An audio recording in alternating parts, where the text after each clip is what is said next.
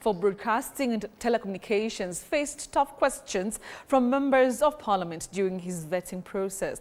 Now, the lawmakers grilled him over the acquisition of shares worth 5.2 million shillings in GOtv Kenya, a company under MultiChoice. And meanwhile, Health PS nominee Dr. Ouma Oluga has promised to take bold action against corruption in the Ministry of Health. And our senior political reporter Isaboke has the details. And I am 40 years old. It was a crucial day for ICT Principal Secretary nominee Stephen Isaboke, who appeared before the Dagoretti South-led committee chaired by John Kiare. Isaboke facing intense scrutiny regarding his leadership during his tenure at South African entertainment company MultiChoice. MPs raising concerns over his acquisition of 5.2 million worth of shares in the GOtv company, questioning whether this would lead to a conflict of interest if approved for the position. There was a portion that we are talking about 1.4 billion, because I said I was in the investigation that it is. And in our view as the committee, we had indicated that we want the 10% shareholding that was due to KBC because of the utilization of their assets between the time you began operations all the way to 2021. Because, and you will serve me right, there was an indication from MultiChoice Africa that they were going to invest 14.4 billion shillings.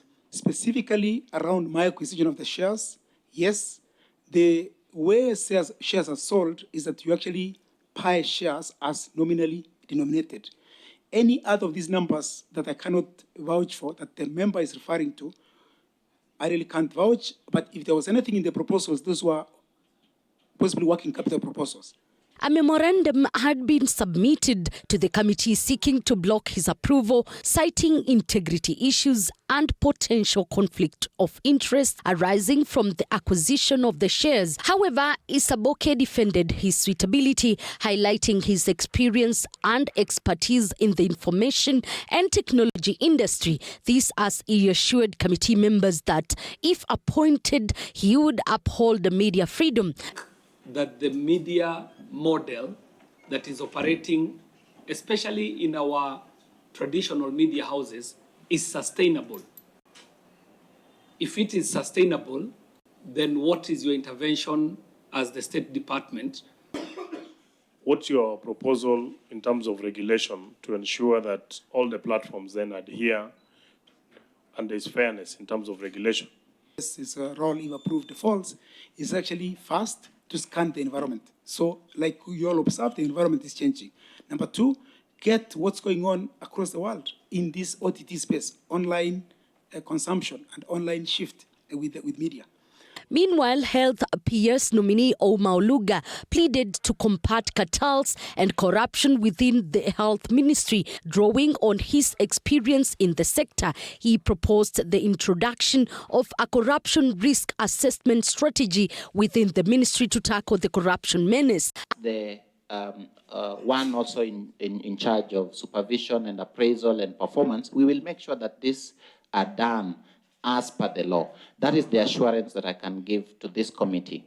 On the issues around KMPDU strike, Chair, allow me again to go back to my previous role in NMS.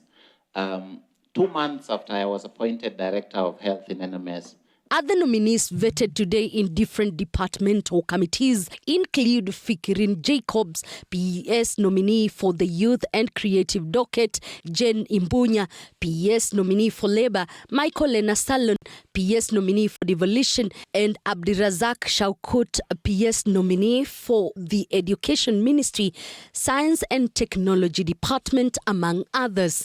Elizabeth Mutuku, TV 47, Nairobi.